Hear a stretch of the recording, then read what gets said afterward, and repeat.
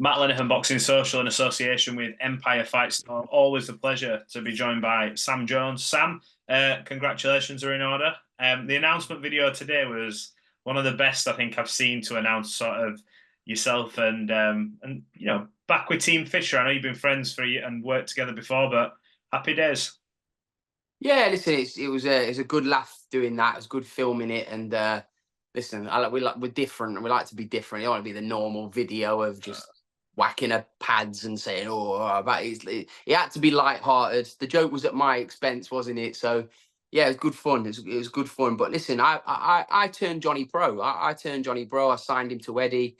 And he's a very, very close friend of mine, and it never changed, even when I wasn't like officially with him, if that makes sense. It never changed. He would always call me for advice. And look, Sam Jones is not back with S-Jam. It's by any means. It's not that. It's Sam and Adam Murray are working together with Johnny in regards to Johnny Fisher's management. So yeah, it's fantastic. It's good though. It was good to see it's good to have us all kind of back together. The other day when we was filming it, we had a great laugh doing it as well. So yeah, it's exciting times, mate. It's absolutely exciting times. Johnny Fisher, outside of the AJs and the first, but Johnny Fisher is probably arguably the biggest name in British boxing. He really is. So it's and numbers will prove that. So it's exciting times, especially from the guy that literally was selling chicken drumsticks with his dad in a van before I signed him, and the story's amazing.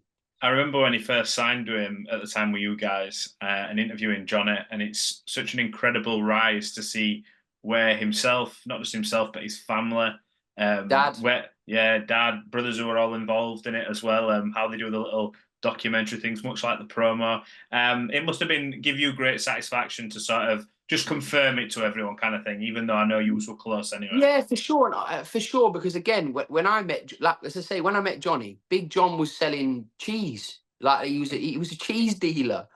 He was a cheese dealer, and now it's great to see Big John get listen, he's on holiday every day, and he's abroad all the time. He goes on world tours. Like, I know there was a joke in the promo video of me saying you throw prawn crackers at people, but look, Big John's like he's enjoying his life. He's enjoying what he's doing now, and his mum works for Johnny full time now. So it's fantastic. If I've played a small part in that rise in it to bring success to not just Johnny but a family, then it's absolutely fantastic. But Johnny, it's an exciting time. It really is an exciting time. And I think it's nearly crunch time, isn't it, for Johnny? Yeah, I'll just coming on to that now. Aside from all the entertainment we see, I suppose outside of the ring, there is a fighter there. And I spoke to Fraser Clark a few weeks ago, and he said, you know what, the one fighter, we talk about all these fights getting made, myself and Fabio and the Daniel Dubois of this world. He says, I think it was Fraser. So if I've got this wrong, I apologise. Says the one fighter. It will be Fraser. It will be Fraser because Fraser knows. So he said the one fighter that they think people are sleeping on is Johnny Fisher. Yes, he can sell tickets, but he can actually properly fight as well, and we're seeing that as well. So, supposing question is, what's next for Johnny? Obviously, I know he's on the Catrol card and stuff like that, but what's no, he's not. He's on the he's fighting he was fighting in Sheffield, so he's fighting Rudenko next, right? And Rudenko's the one we have to concentrate because Rudenko's been in there with Zhang, Jared Anderson. He's been in there with so many big names and gone the distance with a lot of them. He's going to provide Johnny, we believe, well, hopefully he's going to provide him a few rounds. And look, if Johnny can get him out of there, fantastic. But if Johnny goes the rounds with Rudenko, then it's brilliant. He served his purpose to us. So Johnny's under no illusions. He's got a real fight on his hands, and Johnny's got a big future. Yeah, if he gets past Rudenko, who's obviously had them names on his record, what's the next step? Where's that level of opponent you're looking at? Because it does start getting deep then.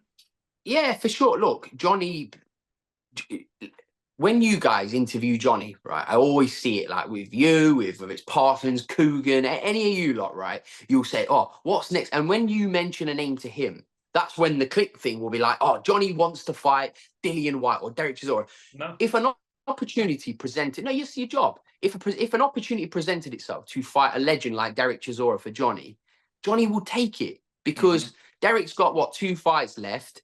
And Derek don't duck or dodge anybody. But if Derek chooses things, I'm not fighting this kid, and I'm doing what I want to do. I've got 2 fights left. Then good luck to Derek. Derek deserves to do whatever he wants to do. He's a British boxing legend. He's a throwback fighter legend. Can't speak any more higher of Derek Chisora.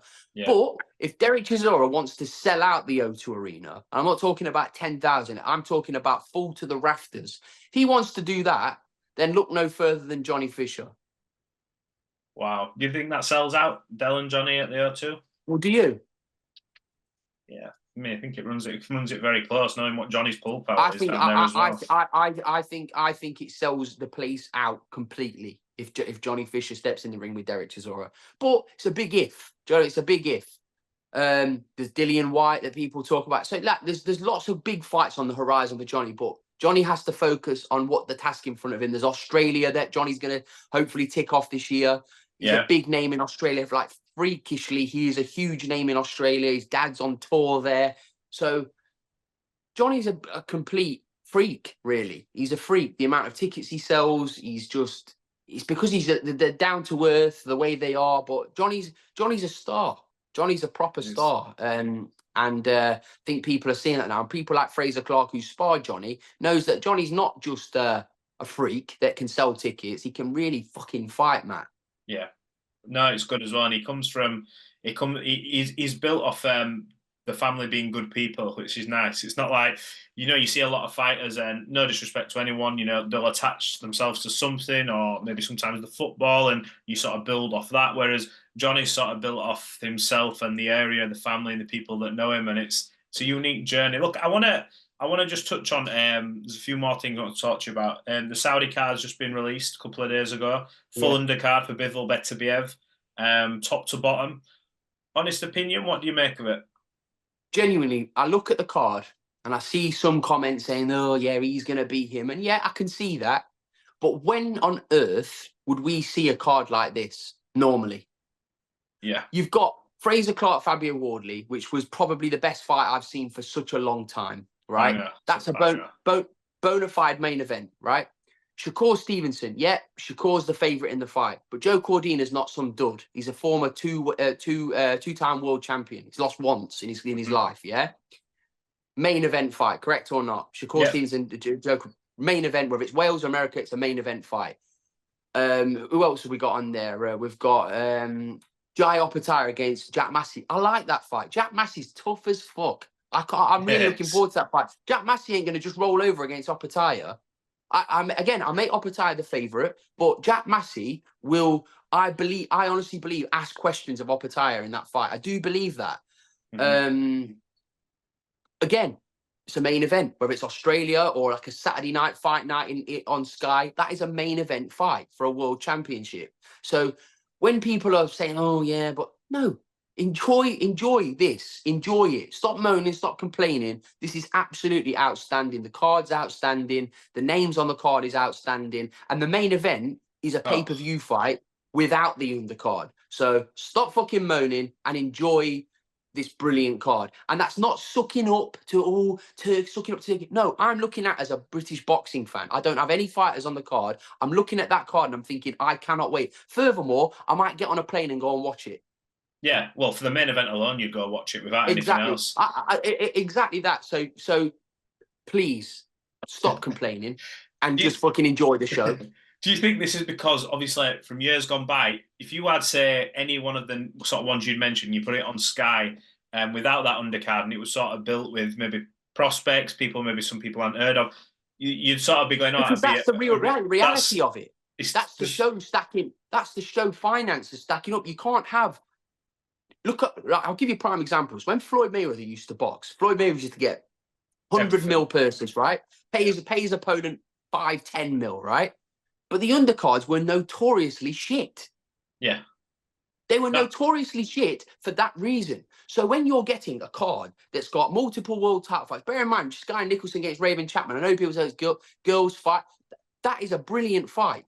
That is a superb fight between Raven Chapman, who's undefeated, Sky, who's undefeated. There's a big responsibility on those two girls to make it deliver, because it's the first ever fight in Saudi Arabia, female fight in Saudi Arabia, boxing fight in Saudi Arabia. Well, at least I believe. I think world title, yeah, for a world title, world title. But even that's a main event fight. Like you on a BT, or is it definitely a co-main event fight? So what the point I'm trying to make is, it's a brilliant card. Stop fucking moaning and enjoy the whole show, because it's outstanding what's happening. Absolutely outstanding. Let's quickly touch on Shakur Stevenson, just signed with Matchroom Boxing. In many people's eyes, Shakur Brilliant Stevenson, signing. Pound for pound, Shakur's one of my favourite fighters, fighters, man. Shakur's one of my favourite fighters. And I believe with Shakur Stevenson, it's not a dig at Top Rank, but I believe that if he would have been built like had somebody like Eddie from the beginning, he would be a pound for pound star.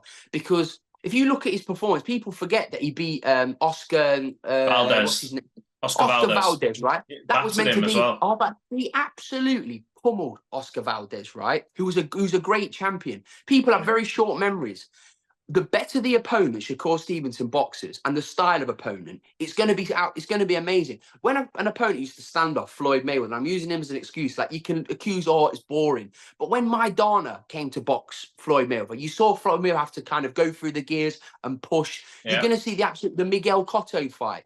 When somebody comes to fight Shakur Stevenson, you're going to see the absolute best of him. And I honestly believe he is.